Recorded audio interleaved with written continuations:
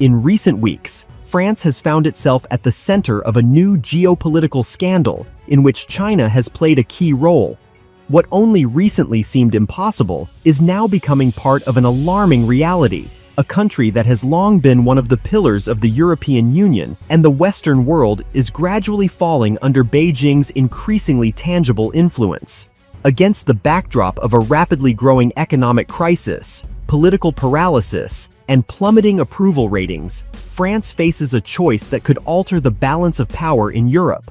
According to sources cited by Le Monde and Politico Europe, during the 27th Strategic Dialogue held in Beijing in October 2025, the Chinese side offered Paris unusually generous terms of cooperation.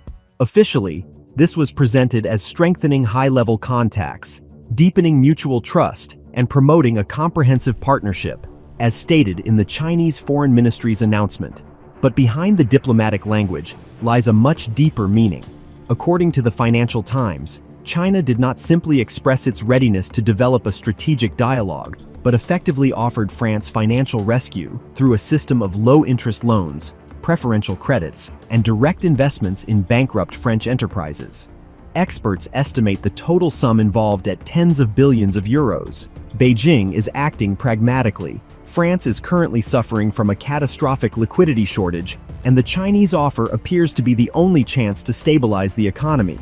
But as analysts at the EU Center for Strategic Studies note, this assistance comes with a political price: loyalty. Loyalty in the trade war against the United States and Donald Trump, who, according to many observers, has effectively left Paris to face the crisis alone. While Washington is preoccupied with internal conflicts and government shutdowns, China is methodically advancing across Europe, turning economic pressure into an instrument of political influence. According to Reuters, Chinese investment funds have in recent months been buying shares in key French enterprises, from energy companies to manufacturers of aviation components. Several firms linked to transportation infrastructure and logistics have already partially come under Beijing's control, and next in line for acquisition are companies that were previously supported by state subsidies.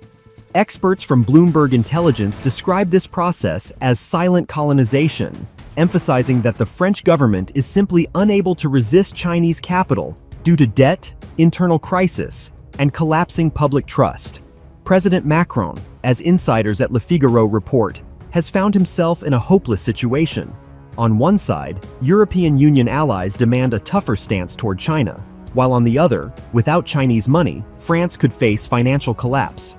Beijing fully understands Paris's vulnerability and acts with cold calculation. According to the South China Morning Post, the Chinese side has proposed not just loans, but a structural partnership that includes access to French technological assets and joint management of energy projects. In return, Beijing expects from Paris a moderate position in trade negotiations with the United States, a refusal to support new sanctions, and, most importantly, recognition of China's initiatives within BRICS Plus and the Belt and Road framework. Behind the scenes of diplomacy, there is growing talk that France could become a kind of Trojan horse for China within the European Union, promoting its interests under the guise of European autonomy. The political crisis in France only strengthens this scenario. Protests against economic policy, rising unemployment, and mass strikes are all weakening the position of Macron and his cabinet. Analysts at The Economist point out that it is precisely under such conditions that external players, especially authoritarian regimes, seek to establish themselves within key institutions of power.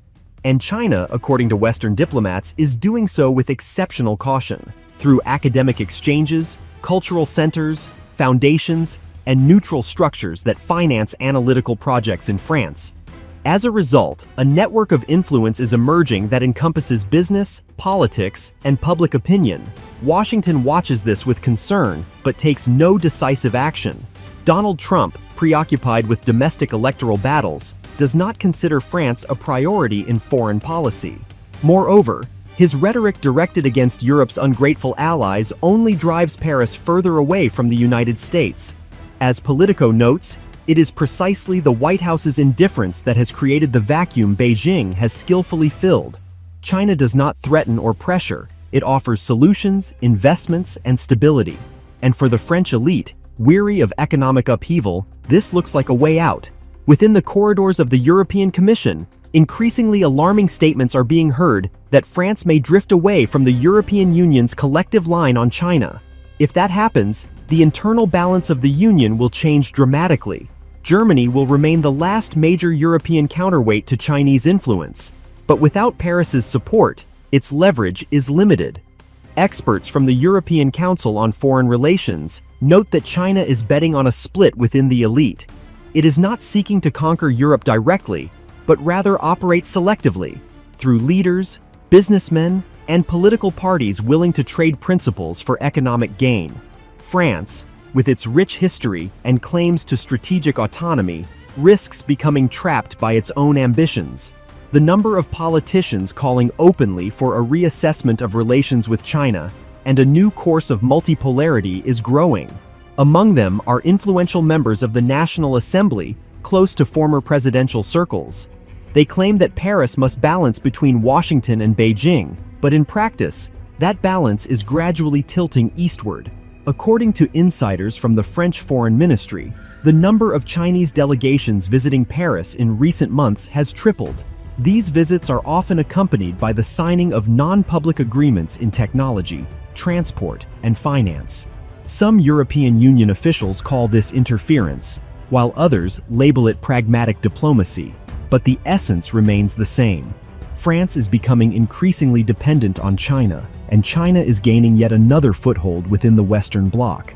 If the situation does not change, within a few years, France could turn into a geopolitical actor playing not on the side of the United States, but in the interests of Beijing. This scenario is already being discussed at the Council on Foreign Relations as the most likely outcome if current policies continue. Trump appears unaware of the scale of the threat. His trade war with China, designed to weaken Beijing, is resulting in America losing allies. And now France, the very country long regarded as the heart of Europe and the stronghold of Western diplomacy, may become the new center of Chinese influence in the West. History repeats itself. When great powers turn their backs on their allies, other forces take their place. China acts without haste, without grand declarations, but with remarkable strategic precision. France, exhausted by crises and internal divisions, is being drawn ever deeper into Beijing's orbit. And if the United States does not change course, the world may soon witness one of the West's oldest allies finally switch sides in the quietest yet most dangerous game of the 21st century. As analysts in Paris themselves say, China does not break down doors. It simply walks in through the front entrance, smiling and offering help that cannot be refused.